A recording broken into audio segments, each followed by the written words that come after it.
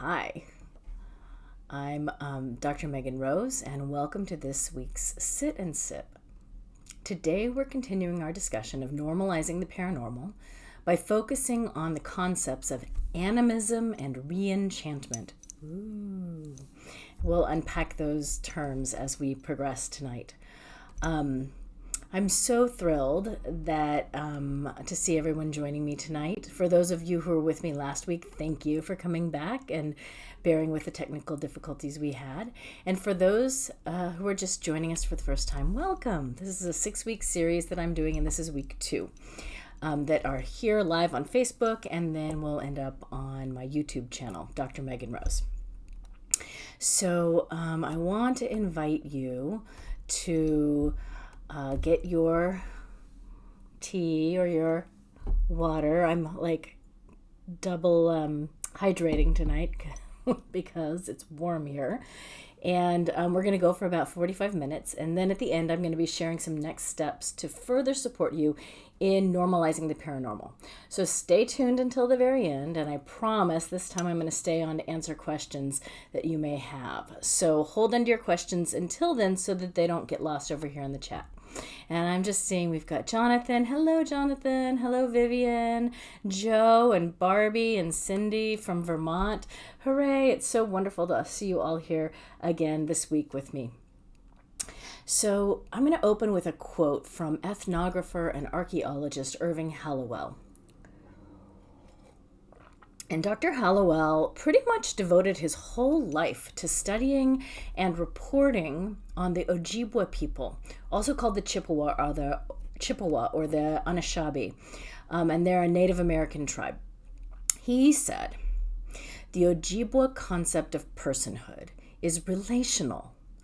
Persons or people were not classified according to whether they were human or physical, right?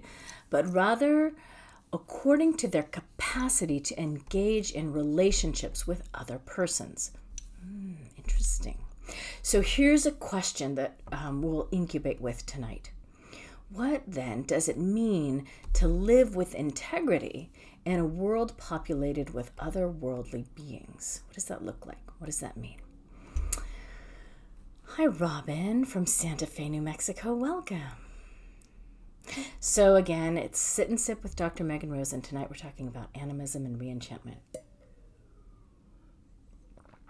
So as I said, I'm Dr. Megan, and I have a doctorate in East-West psychology from the California Institute of Integral Studies, where I live here in San Francisco. And I have a master's degree in religion and society from the Graduate Theological Union. I am an initiated ceremonial magician, a Shakta tantric practitioner, and a senior apprentice in fairy seership. I also serve as an ordained interfaith minister and a psychospiritual counselor in the San Francisco Bay Area and beyond. So tonight we're going to deepen our conversation about normalizing the paranormal by focusing on 2 important aspects of earth-based spirituality, animism and reenchantment. So we're going to do a really brief recap of what we talked about last week because these 2 talks are kind of connected. Last week we discussed the construction of reality here in the West, so which kind of looks a lot like Western culture versus the rest of the world, honestly. We touched on the idea that we're very results or fact-based here in the West, which is in contrast to how paranormal belief and encounters are more widely accepted elsewhere, really around the globe. We also discussed how this is primarily because we've been rooted in colonialism and patriarchy. So we talked about how the academies of the West, or the educational institutions of the West, have largely determined our ways of knowing and constructing knowledge, and how it's been decided primarily by the people with the wealth and the privilege to study, assess, and record what they deemed worthy of attention. So that's kind of important. It's what they decided. And what they decided and how those studies were conducted were really highly filtered by their worldview, which was usually white, patriarchal, and pretty elitist. So today, I want to dive deeper into the issues we face when we ask, Are paranormal experiences real? We don't even really like to talk in more transpersonal studies and in consciousness and spirituality studies about real versus not real. It's kind of a misnomer. But that, here in the West, we spend a lot of time and energy trying to bit and bite or dissect things down into real versus not real. So we're going to address that briefly and then move on. And we are doing this so that we have a really strong foundation to support us when we dive into more of the controversial topics later on, like spirit marriage, spirit sex, deity contact, so that this question doesn't get in the way of the weirder topics we'll be exploring. But before we dive in, are there any lingering questions from last week or anything that I've just said that anybody wants to ask? So I'm going to take a sip here, and you can pop them into the chat here. And if not, then we'll bibbidi-bobbidi-boo move on. Yeah, Vivian says she's so tired of the real versus not real. Because, again, who gets to decide what's real? What's real is based on what you can measure with science. Well, that's a very privileged way and a very sort of limited way of experiencing the world. And what we'll talk about in a few seconds here, it's not even that very useful when we're talking about spirituality and numinous experience, right? The soul.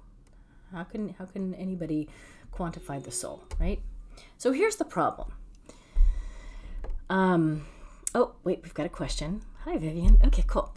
Last week you talked about multiple realities. Can we inhabit more than one simultaneously, or do we hop between them? Ooh. And then Vivian also asks, how does this relate to spirit marriage and spirit contact? And Cindy comments, it can be hard to determine. It can be hard to determine eternally which is where my work is. It can be hard to determine, maybe you meant eternity, Cindy? But that's where you're working. That's awesome. And Frith says, every time we create a new measuring tool, we reassess the size of the universe. How can we quantify these experiences? No tools to measure them. Totally. Oh, Cindy said that was externally. Yeah.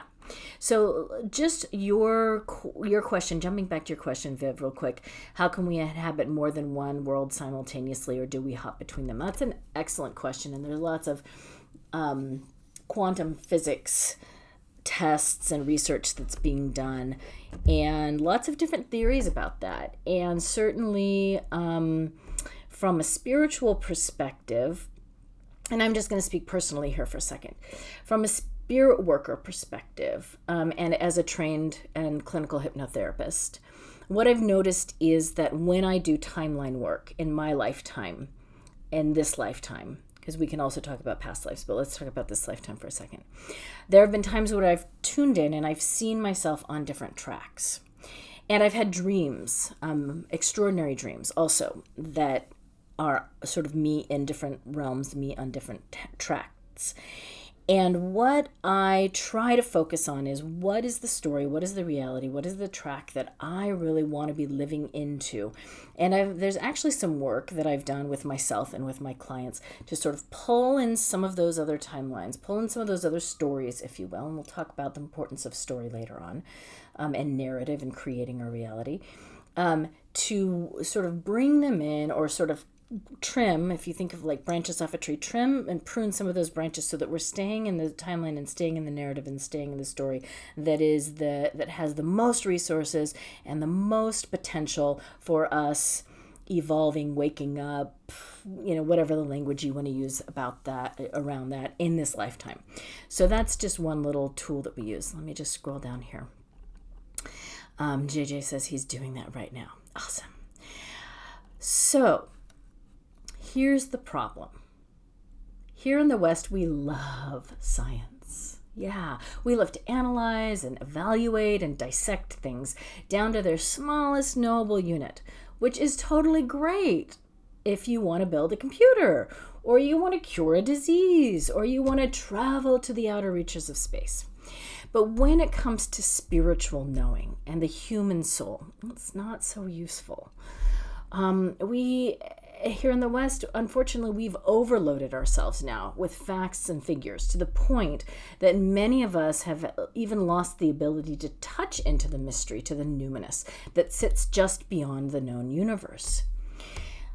And that has actually given rise to this lack of being able to touch that has actually given rise to these seeking events like Burning Man or sacred medicine work like Ayahuasca, because these experiences actually force us out of our Westernized mindset and into a kind of time out of time, or the in-between, or the otherworld, where the place where we can best meet and evolve our relationship with our spirits. So interestingly enough, travel can actually kind of do this as well. Talking about time out of time. Traveling to a place that has a radically different culture than the one we were raised in can show us firsthand that our way of perceiving the world is not the one right or only way of being, provided we get outside of the big Westernized cities. It tends, the cities tend to be a little more Westernized. And often we need to go into more rural areas where we can be closer to nature. There are also an increasing number of indigenous and decolonialist scholars who are challenging the way in which we think about reality. They're calling for a reevaluation and a decolonization of our ways of knowing and constructing knowledge, and rethinking our ideas about normal versus paranormal. So we were talking about that before. What is real versus unreal? What's normal versus paranormal? They really admonish us to avoid questions like, is this real and provable? In favor of honoring the sanctity and belief system of the people, the culture, and the tradition with which paranormal or supernatural beliefs are fostered. That sounds pretty good to me. Drop a comment in the chat if you've ever had your worldview altered by traveling somewhere new or encountering a different culture. I remember, I was in high school and I went to Mexico, and that was a real eye-opener for me. And I've also been to Morocco, and that was huge in my 20s when I went to Morocco. That was a huge shift of just, from a very Western culture to this culture of Morocco, where lives and the flow of life and the pace of life and the way in which you engage with the land and each other and the culture is radically different. And I've also been to Japan. So those are sort of like three of the cultures that I would consider to be the most deeply transformative and shifting in my understanding of like this way that we live here in the United States is not the only way. I'm just going to look through my coats. My coats. That's a comment. That's a combination of comments and notes. I'm looking through the comments. So let's talk now about animism versus anthropocentrism. Ooh, that's a big word. So what is anthropocentrism? It's the idea that humans are the center of the earth. Anthropocentrism. Anthropos, the human, is the center of the universe, or center of the earth at least. And this idea connects to the idea that we're the dominant, the most important, the pinnacle of Earth's varying species, right? And unfortunately, this worldview is essentially what's underpinned the justification of most of the devastation of other species and the natural resources on the planet for the past 1,000 years or so. So anthropocentrism is bad. So animism then, which is kind of the antidote for anthropocentrism. Animism understands that Earth is a living, breathing intelligence full of animate, intelligent life at all strata of consciousness. Eco-psychologist Theodore Roszak claimed, animism is irrepressible because it is a valid perception of the natural world as having dignity, vitality, and mentality. Swiss psychologist and father of depth psychology Carl Jung said that we are living inside the world psyche, what he called the world soul, And we're not a discrete or separate part of that world's soul functioning in a vacuum. We are a contributing member of the collective consciousness and intelligence of Earth, of which humanity is just one species, neither greater nor lesser than the other species we share our planet with. We're not better, we're just different. And we do things that other species can't, right? The opposable thumbs. But they do things that we can't as well. You just try pollinating a field or composting a bunch of refuse all on your own, and you'll start to realize how limited humanity actually is. You may have also heard the term panpsychism. So this is similar to animism. It's the idea that matter at all levels, including fundamental particles, has an inherent property of sentience or mind. So it's actually a term that's getting increased serious attention in both science and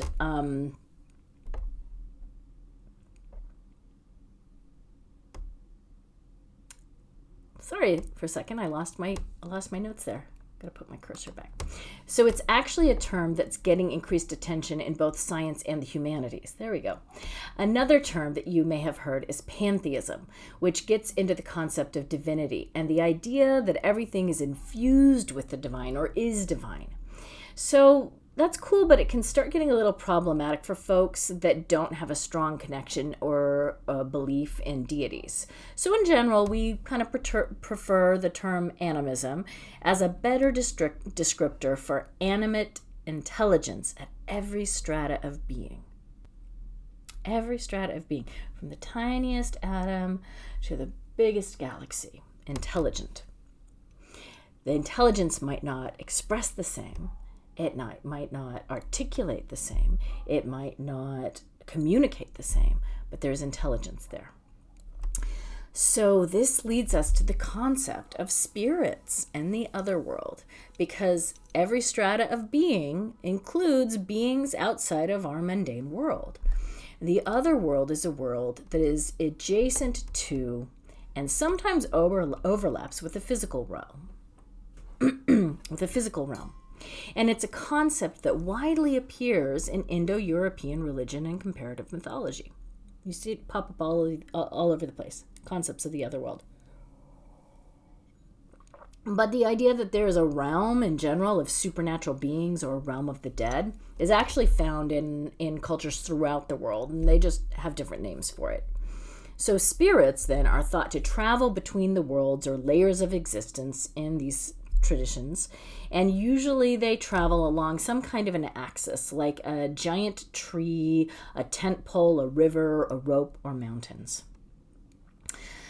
However, the closest thing we get to a concept of the otherworld in mainstream religion here in the West is our concepts of heaven and hell, or perhaps, as we mentioned a little bit earlier, the quantum physics idea of the multiverse. But suffice it to say, the idea that there are other dimensions, perhaps more subtle or nuanced than default reality, is a widespread belief around the world. So, for those of us who were raised here in the West and who don't have a cultural matrix which holds paranormal or supernatural beliefs as sacred and normal, how do we interact with it? How do we break out of the need to quantify or prove everything? Good question. Drop a couple comments if you have ideas about how do we interact with the other world in a culture that doesn't really give a lot of space for that. What have you done? I'm going to take a sip while you give me your thoughts. A lot of people just don't talk about it. They hide it, or they find groups that also have similar beliefs. And that's, both of those are the group with small beliefs. I would say that just hiding it is kind of a coping mechanism, and finding a group that you can talk about it with is, Frith said, they find me. Thank you. Yeah, that's one of the things. And Vivian says that they sometimes step outside of the culture and go elsewhere, or go to within the culture, go to other groups within the culture that usually are kind of marginalized groups or subaltern groups, and study with them. And that's another way of doing it. And like I talked about last time, I think that as spirit workers in the 21st century, it really behooves us to be able to articulate really well and lay claim to our supernatural and paranormal beliefs in a more open dialogue. Because how else are we going to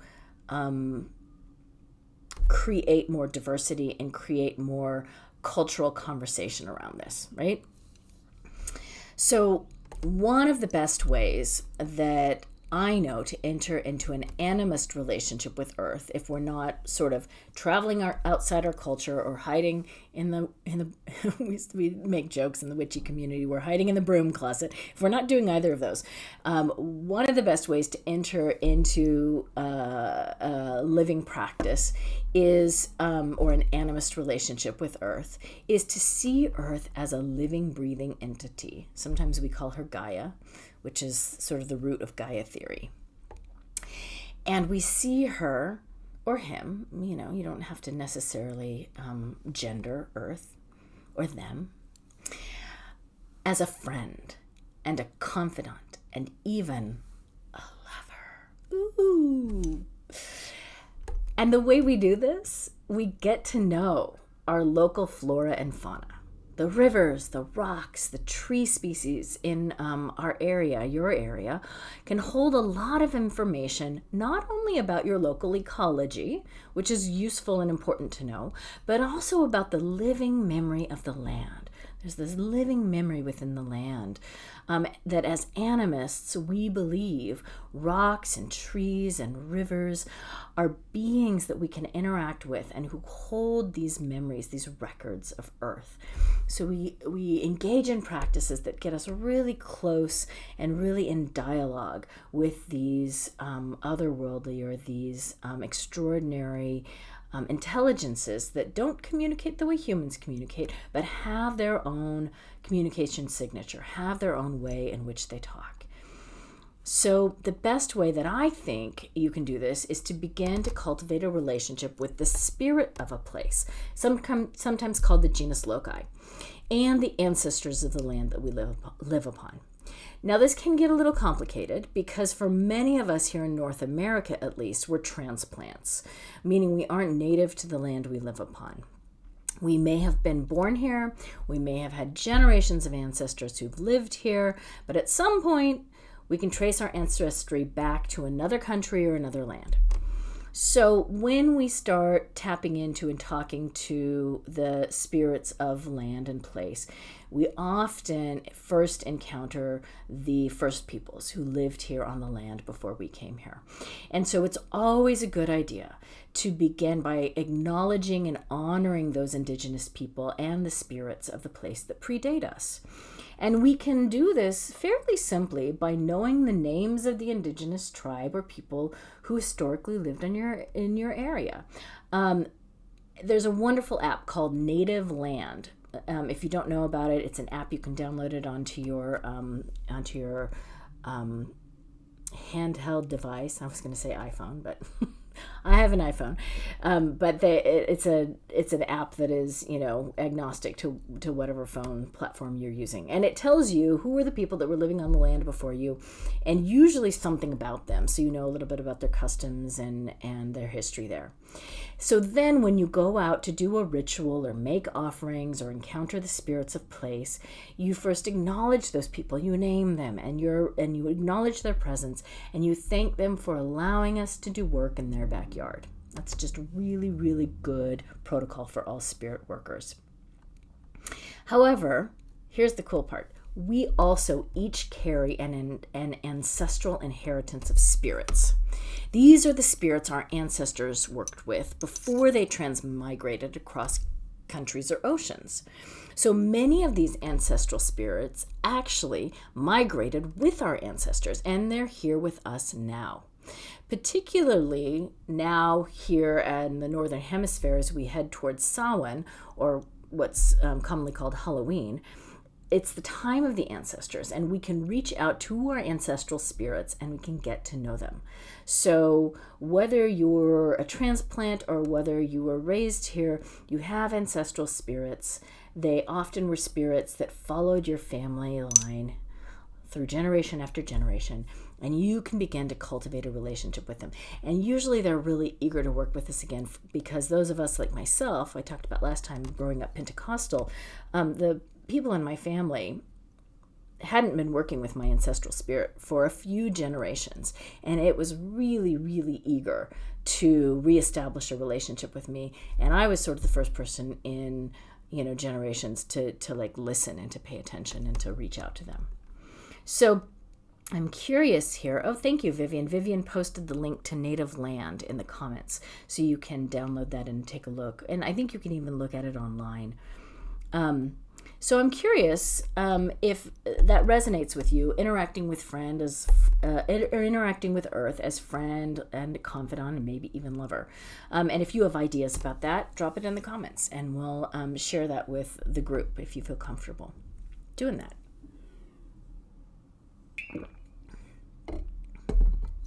So let's see, any comments about how people like to interact with land?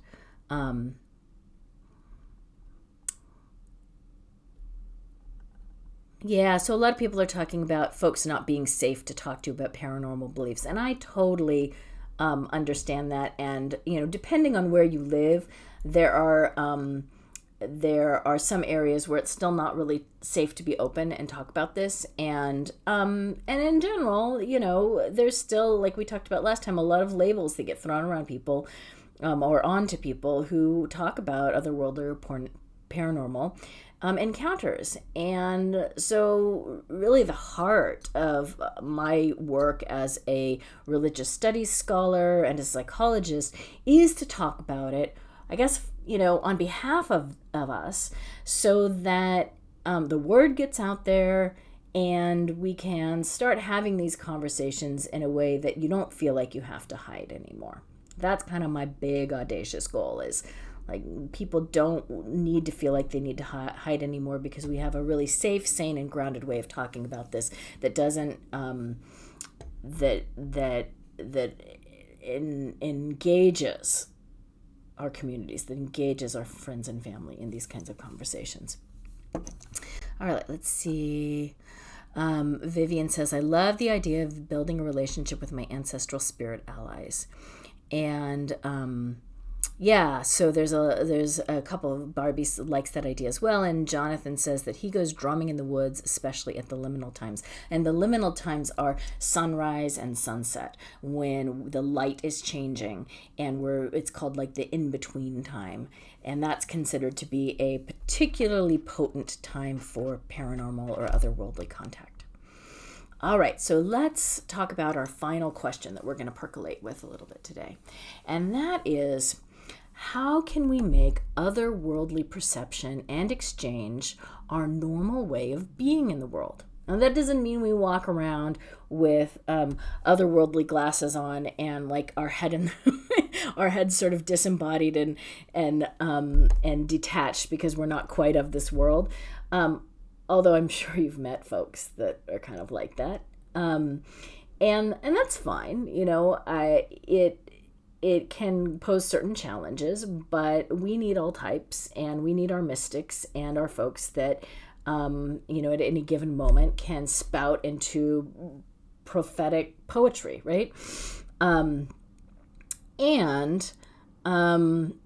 I really want to see folks learn how to be able to easily and effortlessly weave in and out without a lot of fanfare, without a lot of detaching or dissociating types of practices. So it just becomes one of our many senses. Just like you don't have to detach your vision. You don't have to close your eyes to smell something. You can look at it, and you can smell it, and you can taste it, and do that all at once. I want our subtle senses to evolve, to the point where we can also have that. So here's the way that we make otherworldly perception our normal way of being in the world. We do it by, drum roll please, I think you already know this because it's one of the topics for tonight we haven't covered yet, reenchantment. Reenchantment, woo! So what is reenchantment? Reenchantment is actually a response to the increasing disenchantment or devaluation of religion and spirituality that has arisen as a result of modernized, bureaucratic, secularized Western society, where scientific understanding is more highly valued than belief, and processes are oriented towards rational goals. So re-enchantment calls for a re-sacralization, or a making sacred again, the stories, the myths, the meaning, the mysteries of life, as a necessary tonic for a sick and dying world. In the re-enchanted worldview, humanity becomes a participant in the cosmos, not an isolated observer. Remember last week with our checklist of observational anthropology. We put down the clipboard and we become grounded in the real and inanimate connection, the real and intimate connection between humans and nature. Dr. Sharon Blackie, who I'm a huge fan of, is an eco-psychologist and an expert in Celtic mythologies. And she wrote this wonderful book that I highly recommend called The Enchanted Life. And in it, she offers a manifesto for living an enchanted life. So I'm going to read this manifesto to you today because it's just, I couldn't say it any better. It's 13 affirmations or statements about living an enchanted life. So number 1, everything around you is alive. Believe it. Tell stories to stones. Sing to trees. That's my favorite. Start conversations with birds. Build relationships. You'll never be lonely again. Number 2, be fully in your body. To be fully in your body is to be fully alive. Get out of your head and get into the world. Number 3, look for the wonder wherever you go. Be all your life, as American poet Mary Oliver suggested. A bride married to amazement. Mwah. Number 4, embrace mystery. Don't be afraid of what you don't know. Number 5, cultivate your mythic imagination. We'll talk about that more in a sec. The inner and outer landscape of myth. Number 6, know your place. Learn to belong, because wherever you go, there you are, and there's nowhere else real to be. Right here, right now. Number 7, cleave to the local and the ethical. Cultivate community spirit and autonomy. Number 8, slow down. That's it. Just slow down. Number 9, create. Buy handmade. Live folklorically. Number 10, don't have a career. Have a life. Find your calling, but above all, find your meaning in the community of the world. Number 11, foster meaningful ritual. Make each day a ceremony, or make a ceremony in each day. Number 12, cherish otherness in all its forms. Confront in yourself and explore the forms of otherness which make you uncomfortable or afraid. Ooh. And finally, number 13, treasure change. It's the stuff from which lives are forged. Stop looking for the eternal and immutable and enter into the daily dance with the transitory, right? The only thing that is consistent is change. Beautiful. If one of those jumped out at you as something that felt really juicy, that you can latch onto right away and implement, write it down in the comments, just as a reminder to yourself and sort of if you want to make it as a commitment to the group that you're going to take on one of these as a way to begin to manifest more reenchantment in your life. So depth psychologist Dr. Craig Chalquist, who was on my dissertation committee, has taken reenchantment and he's married it to activism. He calls it Enchantivism. I like that. So Enchantivism is an activist approach that seeks to inspire deep societal change. It does this either locally or more widely by working with story, myth, dream, and the presence of place to inspire and envision alternative possibilities for our future as a species and as a planet. So here's the deal. We accept the supernatural religious stories of mainstream religion. By and large, we may not practice those religions, but they're sort of the general mainstream stories of religion. But for non-mainstream religions, which earth-based spirituality is generally considered a non-mainstream religion, most of our extraordinary tales have been relegated to either myths or folklore or even worse, fantasy. So we need to reclaim our own stories and our voices from the land that we live in and build new stories.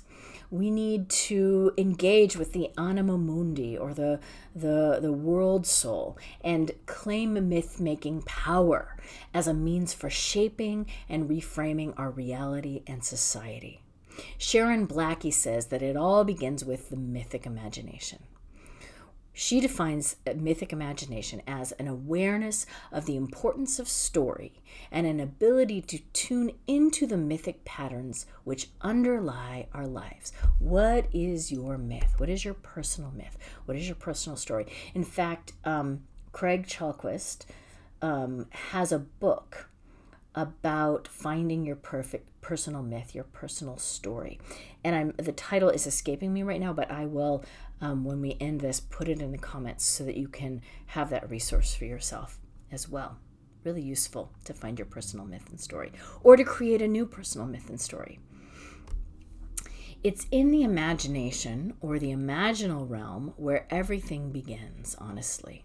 And imagination isn't about making shit up. In depth psychology, imagination is the very foundation and the structure of the psyche. It is, like the Ojibwe people believe, our ability to see and relate beyond the everyday human world to deeper and greater realms of knowing and being, whether they be the smallest mycelial or mushroom, or even the bacteria, all the way out to knowledge and expression of cosmic intelligence. I call this encountering the mystery, reaching the various layers of the world soul, of which humanity is just one. So enchanted living, then, is slow living, because like I mentioned last week, we encounter the otherworldly by slowing down so that we can hear the soft, more nuanced voice of nature, earth, spirits, and the various levels of intelligent communication therein. So some resources that I will also put in the chat is Dr. Craig Chalquist wrote this wonderful Declaration of Reenchantment, and I'll put a link to that in the chat, and also to the personal myth, making a note to myself. And I encourage you to read the Declaration of Reenchantment, and if you want to read it out loud as a declaration, right? That's what declaration is, or sign it. It's a really great way to sort of make a flag, plant a flag in the ground. I am practicing reenchantment. And then obviously Sharon Blackie, The Enchanted Life. There was a great video that she talks about reenchantment, and it's only 7 minutes long, so I'll post the link to that. And then one of my favorite reenchanting storytellers is Sophie Strand, who's an upcoming writer, and you can find Sophie here on Facebook. And she talks about the myco, the eco, and the mytho, which is the mycelium, the mushroom layer, the ecological layer, and then the mythos, and reclaiming and reframing ancient myth in modern times. So let's all get on board with the idea that there are way more layers and nuances to the world around us than just what our 5 primary human senses can perceive, and that tapping into our subtle senses and interacting with the planet and non-human or otherworldly beings around us as alive and sentient is one of the most impactful ways we can course correct the anthropocentrism of our species. And that anthropocentrism is basically the core problem in our current planetary crisis. So by addressing this in ourselves, we began to course correct. We began to see the earth as sacred, and we began to come up with ideas and strategies and relationality that can heal the planet. So I want to pause and just check on our questions. And if you have any questions, pop them in the chat, and I'm going to just look through here. Vivian wants reenchantment. Yes.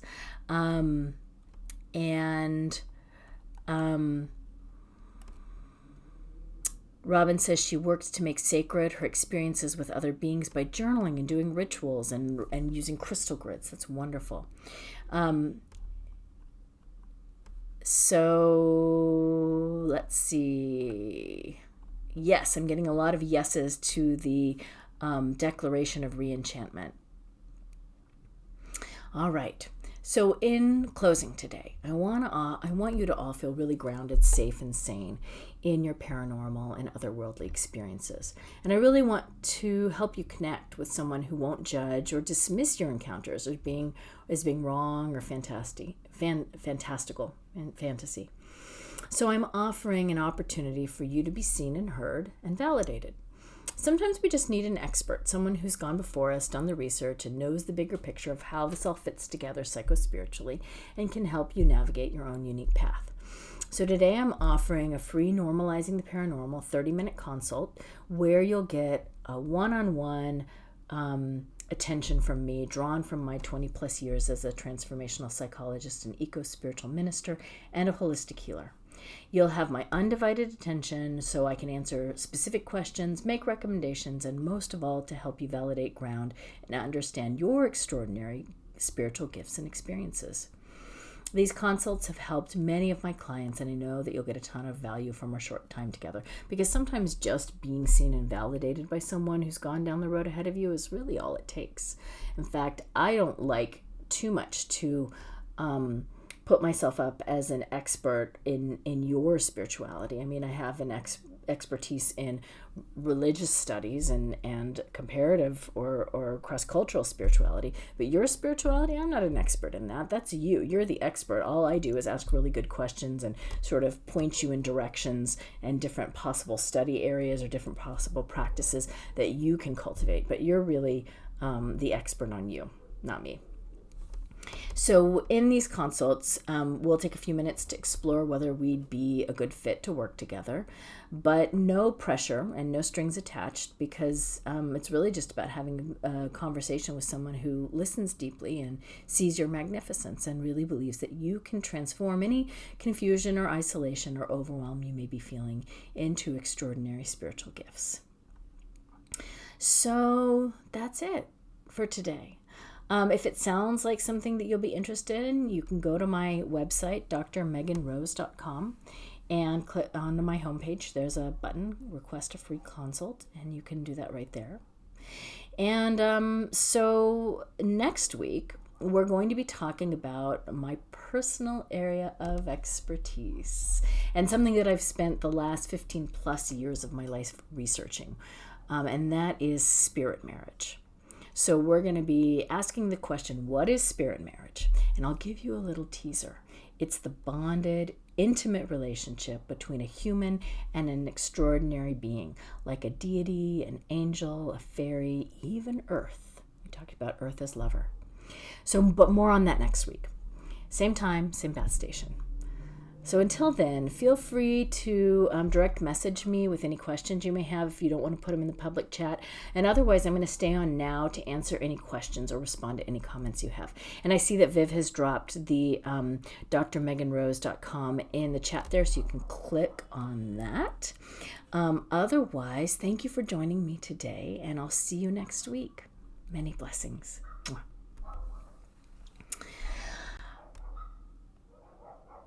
Okay, so Robin, you're saying, I can't wait for next week. Off-planet other. So can you type a little bit more about what you mean off-planet other? Because that's a question, but I'm not really sure what off-planet other means, unless you're asking about aliens, and that's or extraterrestrials, and that is a whole that's a whole topic that that there's a lot of different opinions on that around otherworldly beings. But I mean, in the broader sense, like, yeah, otherworldly beings could literally be other worlds, as in Earth being a world, and then there's other worlds. And so, we can definitely step into relationship with beings from other dimensions and other planets. Absolutely. So, thank you, Cindy. Thank you for coming. I'm glad you're enjoying the sit and sips. And thank you for coming. Viv, thank you for coming. Yes, like an ET in spirit marriage with a human. So I'll talk a little bit about that. Because somebody just asked me this question today. Interesting. And that is, depending on the being that you're working with and the tradition that you're working in, some beings, some otherworldly beings, in the lore around them, there is the idea that they came to this planet, that they were not native to this planet, that they came to this planet from somewhere else, from some other place, and established themselves here and lived on the planet for a while. And I might as well just say, in this particular example, I'm talking about the fairy people. So there is, in part of the folkloric fairy tradition that's out there, and not all fairy practitioners believe this, but it is there. There's the idea that these, some of the accounts talk about these shining ships that came from the sky and landed on Earth, and the fairy people came in them, sometimes called the Shining Ones. And these are not like Tinkerbell with wings kind of fairies. I think I mentioned this in the talk last week. These are like ancient primordial beings that came to this planet. Some say even before the humans. If you think about like elves, like J.R.R. Tolkien's elves in Lord of the Rings, more like those kind of beings. And so they came here. They did what they did here on the planet. Some say they helped shape and form the planet. And then as humanity arose and sort of eclipsed them, they sort of receded back into the other world. Some say went inside of the earth and to various different dimensions. And so that's one way in which we think about this idea of an extraterrestrial. Although, in that case, they're terrestrial because they're still here on the planet, but they came from somewhere else. And certainly, I know of people who have contact and communication with off-world beings, and in that instance, there has been accounts of folks who have a spirit companion, and we'll talk more about this next week, so I don't want to go too down the rabbit hole on this, but who have a spirit companion, and they follow each other, incarnating lifetime after lifetime. Sometimes they incarnate together, sometimes one of them incarnates and the other stays in the spirit realm. And in the person that I was just talking to today, they were talking about one of the beings being in the Pleiades, and then the human counterpart being here on Earth, and that they had this spirit marriage, or this intimate union, and that was the way in this lifetime that they had constellated, and it had been different in other lifetimes, meaning they might have been incarnated in the Pleiades together. They might have been both here on Earth together. So one thing I think that's useful to think about is not that extraterrestrials are so far out there and so distant and removed from humans as off-planetary beings. But that, again, this idea that Earth is Gaia is also embedded in a conscious universe, right? And that we are, it's like layers of an onion. So, we're at the layer of planet Earth, but then there's the layer of our solar system, and then there's the layer of our galaxy, and then the layer of the cosmos. And certainly when you get into some cosmologies, some spiritual cosmologies, they illustrate and conceive of the universe as manifestation or the sort of big bang that keeps on banging as things continue to extend themselves out into differentiation. And so we're all sort of embedded in this conscious living universe or cosmos that isn't really as far out there from a spiritual perspective. Physically, yeah, it takes, however long it takes to travel to the farthest reaches of our galaxy, right? Like hundreds of years. And I'm not an astrophysicist, so if I got that figure wrong, I apologize. But consciousness can traverse that in an instant. So we have the capacity to do that kind of work and that kind of travel. So did that answer your question? Yes, I look forward to hearing more about that. Awesome. So we'll talk more about spirit marriage and what it means to step into deeply bonded relationship with spirit beings next week. And if there aren't any more questions, we're beyond our 45 minutes. So I'm going to say good night for the evening, and I will see you next week. Many blessings.